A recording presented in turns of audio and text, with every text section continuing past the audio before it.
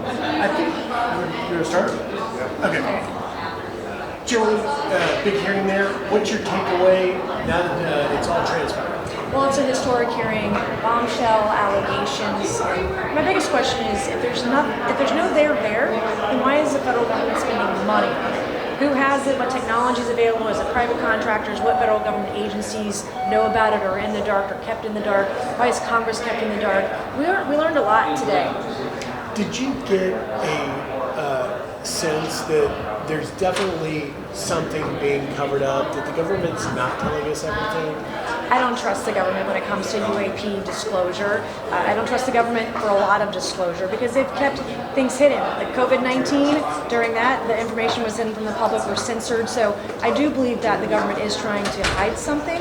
And we need more whistleblowers willing to come forward and provide whatever information they have. Today we had several documents entered into the congressional record about alleged programs within the federal government. We heard today that there are private contractors like Lockheed or General Dynamics that have had some involvement. I'd like to know who knows what and when they knew it. Where do we go from here? What comes next? Well, I think this was just the tip of the iceberg. I believe that the hearing was successful today, and I believe it will contribute to another future hearing to have more whistleblowers and more folks from government. We had someone from NASA today. We had a Rear Admiral. We had a reporter who broke the Immaculate Constellation USAP program, and so we've had very credible witnesses come forward, and I'd like to see more and willing to do the investigation. And do you believe that you have an ally in President-elect Trump who said that there's no reason not to believe that life exists beyond our planet? Well, I hope that with this new administration, when they come in, that will be disclosure on not just UAPs. The public doesn't even know how much they're spending on these programs, and so. But I would like to see more transparency and government accountability across all of federal government with the new Trump administration. Thank you very much. Councilman, there was a lot there in that hearing. Were you satisfied generally with some of the answers that you got today? Oh, absolutely, and I wish we had more time because the information we gathered was truly historic. I mean, we heard the names of General Dynamics and Lockheed Martin being involved with some projects. We heard about different federal agencies and particularly different programs, what kind of material they may have, the speed at which some of these UAPs are traveling. I mean, it's huge, it's historic, it's a bombshell. And for me personally, I'm going to have to go back and unpack it all because a lot of information was learned from the hearing today. What was maybe left on the table that you didn't get an answer to that you were hoping to, or maybe another area that you wanted to explore deeper? Well, I wanted to explore whistleblower reprisals because I want to be able to protect people that have information and want to come forward about the cover-up that's been happening at the federal government and with private contractors. And so what are some of the physical reprisals or threats that people have received as they wanted to come forward as whistleblowers, and then how do we protect them? I also want to dive more into, if you were injured from a retrieved craft, what were your injuries? How debilitating was it? What were the types of injuries? How many people have been injured? What kind of compensation are they receiving? What kind of medical treatment? It's just the tip of the iceberg. There's so much more, and I could have gone all night asking questions of just the four witnesses today. Yeah, that moment I think definitely stuck out.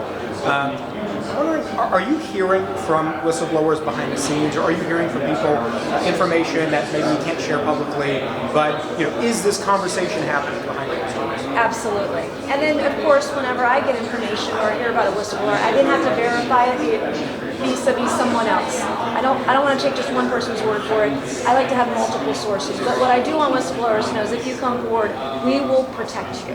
And I want to make sure there's no reprisals. And in fact, coming out of these two hearings we've had this year and last, looking at how we can protect whistleblowers further, those who want to come forward should be able to come forward without reprisal.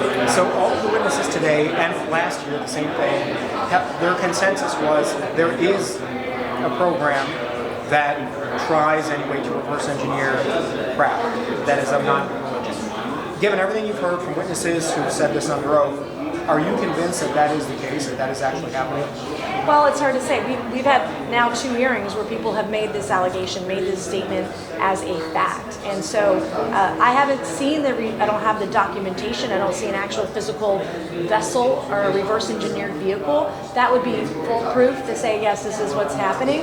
But this, again, is just the tip of the iceberg. We've only had 2 brief hearings on it. There's more work to be done. I think the success of this hearing today will mean that there'll be more hearings in the future greater investigation and hopefully more whistleblowers to come forward, because this is a bombshell. And just last question for you, what's the next step from here? Well, I'm going to digest what we heard today. I've got surprising answers to things that I wasn't even ready for, and I want to go back through and listen to the testimony, not just, I've already read the written testimony, but go back through and say what are the gaps, what questions do we have, so that in any future hearings we can make sure that we cover it. I'm really interested to know how many people have been injured, why were they injured, how were they injured, where is the material, and what kind of material is it, how we reverse engineered. Is this technology in the hands of our adversaries? Who do we work with? Because today we heard that we work and exchange data with other countries. If we're exchanging data with China, is that their best policy? Because I don't want high-tech information and data shared with China. I also don't want it shared with Russia or Iran or any of our adversaries. And so, from that standpoint, there's a lot to unpack here, and I think there's utility in having future hearings and oversight, but also House Armed Services. I think the House Armed Services Committee, there's plenty there to talk about technology and DOD's involvement as well.